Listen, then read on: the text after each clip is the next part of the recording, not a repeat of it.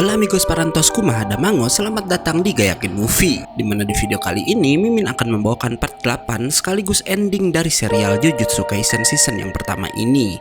Oh iya, di video sebelumnya masih ada yang nanya kenapa Mimin bahas anime terus dan bukan Donghua lagi.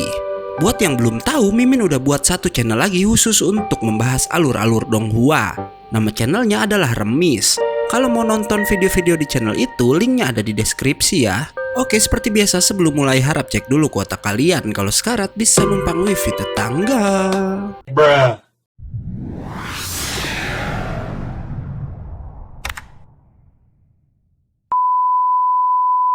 Di awal part ini kita akan dibawa ke sebuah gedung di mana ada seorang pria yang marah-marah sama pengelola gedung tersebut karena katanya pintu otomatis di gedung itu rusak. Tapi kemudian terlihat ada kutukan muncul di belakangnya. Scene kemudian berpindah pada Yuji dan kawan-kawan di mana mereka ini diminta menyelesaikan suatu kasus yang ternyata misi mereka adalah menyelidiki kematian pria di awal scene tadi. Yang faktanya bukan hanya pria itu, tapi ada beberapa pria lain yang mengalami kematian dengan cara yang sama, yaitu ditusuk saat mereka mengeluhkan rusaknya pintu otomatis di tempat tinggal mereka masing-masing. Yuji dan teman-temannya didampingi oleh seorang asisten pengawas sekolah Jujutsu bernama Nita Akari, di mana si Nita memberitahu fakta walau korban-korban ini tinggal di kota berbeda, tapi dulu semasa sekolah menengah ketiganya ini adalah teman satu kelas. Mereka pun berencana menyelidiki sekolah itu, namun sesampainya di sana ternyata ada korban lain yang meninggal dengan cara sama, dan ternyata orang yang baru aja meninggal itu pun merupakan teman sekelas dari 3 korban sebelumnya. Yuji dan yang lainnya pun akhirnya tiba di sekolah dan melihat 2 murid nakal yang sedang merokok di depan sekolahnya. Nobara bermaksud mencari keterangan dari 2 murid nakal itu, tapi tiba-tiba mereka memberi salam sambil membungkuk yang ternyata mereka melakukan itu pada Megumi, di mana si Megumi ini adalah lulusan sekolah itu juga. Dan ia sangat terkenal karena dulu suka menghajar para berandalan di daerah sekitar.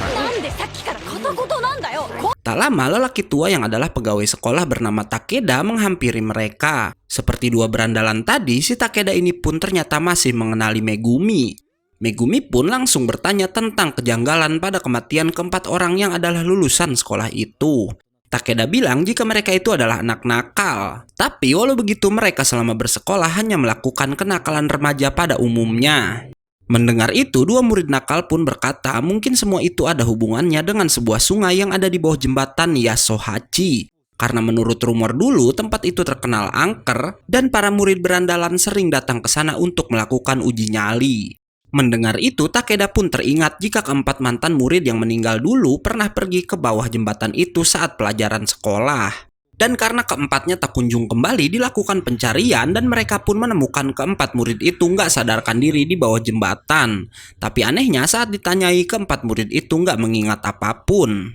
Setelah mendapatkan informasi tersebut, para penyihir Jujutsu pun berencana memeriksa jembatan itu. Tapi Takeda lagi-lagi menghampiri Megumi karena ia ingin menanyakan kabar seorang wanita yang bernama Sumiki. Kalau kalian ingat, nama Sumiki ini pernah muncul di ingatan Megumi waktu mereka memecahkan kasus di penjara remaja ya guys. Yang ternyata Sumiki ini adalah kakak perempuan dari si Megumi. Scene lalu berpindah pada Mahito dan Geto yang ingin melakukan percobaan pada benda-benda terkutuk yang mereka curi dari sekolah Jujutsu bersama dengan jari Sukuna. Di mana Mahito lalu memaksa seorang pria memakan salah satu benda terkutuknya hingga si pria pun terlihat berubah menjadi kutukan.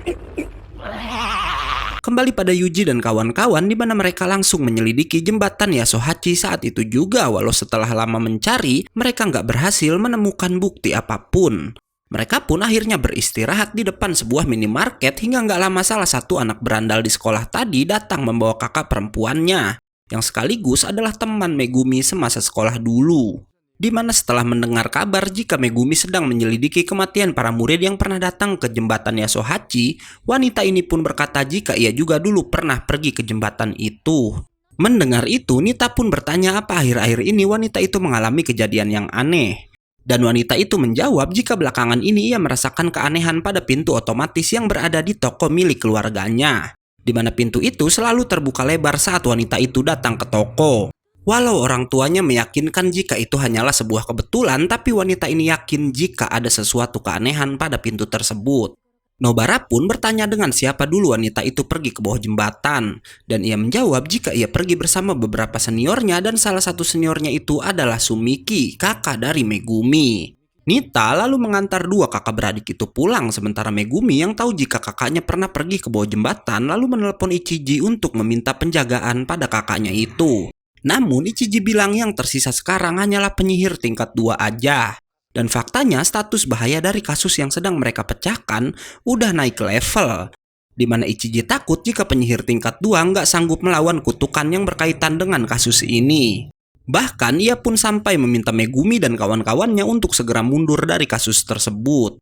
Karena mengetahui bahaya itu, Megumi pun menyuruh dua temannya mundur dengan berbohong kalau kasus itu telah diberikan pada penyihir lain yang lebih kuat. Sementara ia yang mengkhawatirkan kakaknya berniat memusnahkan kutukan di jembatan seorang diri. Malam harinya, Megumi pun akhirnya pergi seorang diri ke bawah jembatan, tapi nggak lama ternyata Yuji dan Nobara ikut datang ke sana. Karena mereka ingin membantu Megumi menyelesaikan masalah yang berkaitan dengan kakaknya itu. Dan di sana tiba-tiba Megumi menceritakan keadaan kakaknya, di mana ternyata saat ini Sumiki sedang nggak sadarkan diri karena terkena suatu kutukan. Setelah itu, ketiganya pun melanjutkan pencarian sampai ke sebuah sungai kecil di bawah jembatan, di mana katanya dengan melompati sungai kecil itu sama aja mereka akan memasuki gerbang ke dunia lain. Dan bener aja saat melompati sungai tersebut lalu muncul kutukan yang adalah penunggu di tempat itu.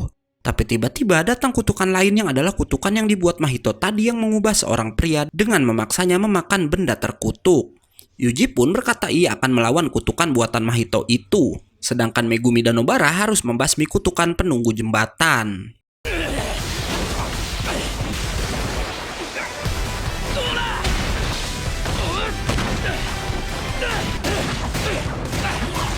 Megumi dan Nobara terus membasmi kutukan penunggu jembatan yang mirip dengan tikus tanah, yang ternyata jumlahnya sangat banyak, dan di sini Megumi pun menyadari jika mereka harus membunuh tubuh aslinya untuk melenyapkan kutukan itu sendiri. Tapi nggak lama tiba-tiba aja Nobara ditarik oleh seseorang ke dalam portal, walau Nobara bilang pada Megumi jangan mengkhawatirkan dirinya.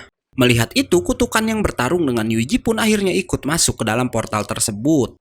Megumi menyuruh Yuji mengejarnya karena takut Nobara nggak sanggup melawan para kutukan itu. Dan lagi katanya ia sanggup menghancurkan kutukan penunggu jembatan seorang diri. Shin lalu berpindah pada Nobara yang ternyata ditarik oleh seorang pria yang bahkan Nobara bingung apakah pria itu seorang kutukan atau cuma manusia yang menggunakan energi kutukan. Di mana pria itu bilang jika ia dan kutukan biru tadi hanya diberikan suatu tugas di sana, dan ia akan melepaskan Nobara jika Nobara membiarkannya menyelesaikan tugasnya itu. Shin lalu kembali pada Megumi di mana ia sendirian terus membasmi kutukan-kutukan tikus tanah di bawah jembatan. Dan dengan bantuan anjing iblisnya, Megumi pun akhirnya berhasil membunuh tubuh terakhir si tikus tanah. Megumi yang mengira tugasnya udah selesai lalu dikejutkan oleh kemunculan kutukan tingkat tinggi yang sangat mirip dengan kutukan yang pernah muncul di penjara remaja. Dan di sini akhirnya terungkap fakta kenapa kutukan penunggu jembatan baru membunuh korbannya sekarang. Padahal para korban itu pergi ke bawah jembatan saat mereka masih bersekolah, yang pasti itu terjadi pada waktu yang udah sangat lama. Dan ternyata kutukan itu mulai menyerang korban pertamanya bersamaan kemunculan jari pertama Sukuna yang dimakan oleh Yuji di sekolahnya. Dan hal itu dibenarkan oleh pria yang berhadapan dengan Nobara karena ternyata tugas mereka di sana adalah untuk mengambil jari Sukuna yang ada pada kutukan penunggu jembatan. Kembali pada Megumi yang diserang oleh kutukan tingkat tinggi. Selanjutnya kita akan dibawa pada flashback setelah kompetisi selesai. Ternyata Megumi meminta bantuan Gojo untuk secara khusus melatihnya. Karena Megumi sadar ia masih lemah, bahkan Yuji sekarang udah melampauinya. Di sini Gojo memberitahu jika Megumi pun sebenarnya punya potensi sebesar Yuji. Tapi yang jadi kelemahan Megumi, Gojo bilang jika muridnya yang satu ini nggak tahu caranya bersungguh-sungguh. Di mana Megumi ini selalu memikirkan kerja sama tim. Kasarnya si Megumi ini udah puas bisa mengalahkan musuh dengan timnya, jadi ya ini nggak terlalu memikirkan kekuatan individunya guys. Padahal Gojo bilang penyihir Jujutsu sangat mementingkan kekuatan individu. Dan pesan Gojo untuk Megumi cuma satu kalimat, yaitu jadilah lebih serakah. Kembali pada Megumi sekarang yang ternyata ia udah terkapar, bahkan anjing iblisnya pun udah berhasil dihancurkan. Dan mengingat pesan Gojo tadi, Megumi pun lalu mencoba melawan batas kekuatannya sendiri. Hingga akhirnya ia berhasil mengeluarkan perluasan penghalangnya sendiri yang ia beri nama Taman Chimera Bayangan. di mana perluasan milik Megumi ini bisa menciptakan kodok-kodok bayangan yang memegangi mangsanya, membuat Megumi lebih leluasa menghajar lawannya itu. Tapi nggak lama ternyata si kutukan bisa menghancurkan perluasan penghalang milik Megumi, namun Megumi yang sedang on fire berhasil memusnahkan si kutukan dengan menggunakan anjing iblisnya. Megumi pun berhasil mendapatkan jari sukunanya, tapi karena udah terluka cukup parah, Megumi pun akhirnya terkapar.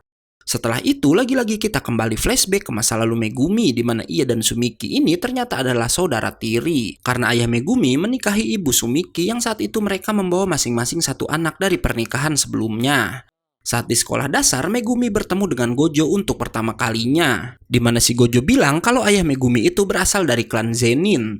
Tapi ia merupakan pria nggak berguna dari klan yang kabur setelah berniat menjual Megumi pada klannya sendiri. Dan saat itu Gojo datang ke sana untuk menggagalkan penjualan Megumi pada klan Zenin dan mengajaknya jadi penyihir Jujutsu.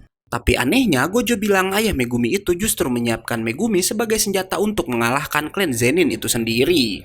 Cerita pun berlanjut saat Megumi udah duduk di sekolah menengah, di mana saat itu Sumiki terkena kutukan yang bahkan sampai sekarang belum diketahui dari mana asalnya. Shin lalu berpindah ke tempat Nobara di mana ia dan si pria aneh merasakan keberadaan jari Sukuna yang dipegang oleh Megumi. Si pria aneh berencana pergi ke tempat jarinya berada, tapi Nobara mencoba menghalanginya. Bersamaan dengan itu, Yuji dan si kutukan biru pun akhirnya keluar dari portal dan tiba di tempat itu juga.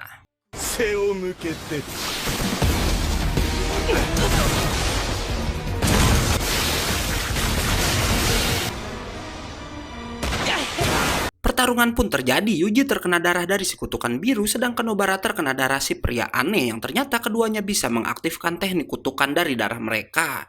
Yang katanya Yuji dan Nobara punya waktu 15 dan 10 menit sebelum bagian tubuh yang terkena racun dari teknik kutukan itu hancur. Saat dua kutukan itu merasa udah di atas angin, Nobara tiba-tiba mengaktifkan teknik boneka jeraminya. Dan dengan menusuk tangannya sendiri yang udah terkena darah si kutukan, itu berhasil membuat para kutukan merasakan efek dari teknik boneka jerami Nobara. Dan gak diduga, walau Nobara terkena darah dari si pria aneh, tapi si kutukan biru pun terkena efeknya. Karena ternyata dua kutukan ini adalah kakak beradik yang tentu mereka ini mempunyai hubungan darah.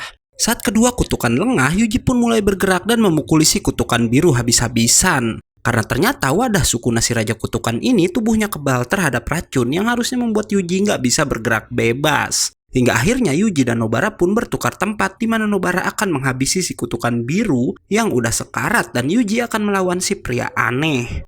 Karena takut adiknya tewas oleh boneka jerami si Nobara, si pria aneh pun akhirnya melepaskan teknik kutukan yang ada pada Yuji dan Nobara. Walau akhirnya si kutukan biru pun akhirnya tewas juga di tangan Nobara. Sementara ia sendiri harus kehilangan satu lengannya oleh pukulan kilat hitam milik si Yuji. Dan di sini akhirnya Nobara menyadari kalau lawan mereka adalah manusia ubahan karena jasadnya nggak hancur layaknya kutukan pada umumnya, yang hancur setelah mereka tewas. Bersamaan dengan itu nggak diduga ada sebuah mobil melintas membuat si pria aneh kabur menggunakan mobil tersebut. Yuji terus mengejar tapi si pria aneh mengancam akan membunuh penumpang mobil yang udah ia jadikan sandra. Dan gak diduga ternyata Nobara lagi-lagi menggunakan teknik boneka jeraminya pada tangan milik si pria aneh.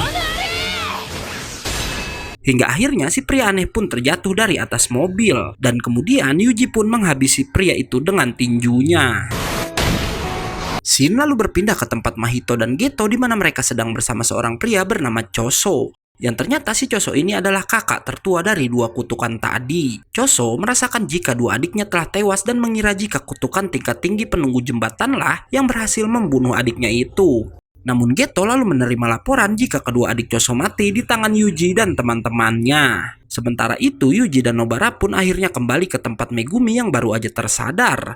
Yuji menanyakan di mana jari sukunanya dan Megumi akhirnya menitipkan jari itu pada Yuji untuk diserahkan ke pihak sekolah Jujutsu. Sambil berpesan jangan makan jari itu karena ditakutkan Yuji nggak akan bisa mengendalikan dirinya. Tapi ternyata si Sukuna licik memunculkan mulutnya di telapak tangan Yuji dan memakan jari itu. Gak lama Nita pun datang dan memarahi mereka semua karena pergi ke bawah jembatan tanpa memberitahunya. Keesokan harinya, Megumi pun berbincang dengan Nobara di mana dua anak ini saling berjanji untuk nggak memberitahu siapapun jika Yuji lah penyebab munculnya jari-jari Sukuna lain. Sementara si Sukuna terlihat sedang memprovokasi Yuji dengan bilang karena Yuji menelan jarinya, jari-jari lain pun mulai bermunculan dan menyebabkan banyak korban berjatuhan. Scene lalu berpindah pada anak-anak kelas 2 di mana mereka udah mendengar kabar jika anak-anak kelas 1 udah mengalahkan 3 kutukan tingkat tinggi. Dan karena itulah mereka pun gak mau kalah oleh juniornya. Sementara di sekolah Kyoto, Todo dan seorang guru bernama Mei menemui kepala sekolah mereka untuk mempromosikan Yuji, Megumi, Nobara, Maki, dan Panda untuk naik menjadi penyihir Jujutsu tingkat 1.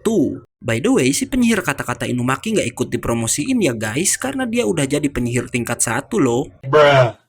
Dan season ke-1 ini akhirnya ditutup oleh ketiga anak kelas 1 yang menerima telepon dari Gojo karena mereka katanya mendapatkan misi rahasia, lalu film pun berakhir. Oke, karena filmnya udah habis, gue undur-undur dan gak yakin movie, pamit.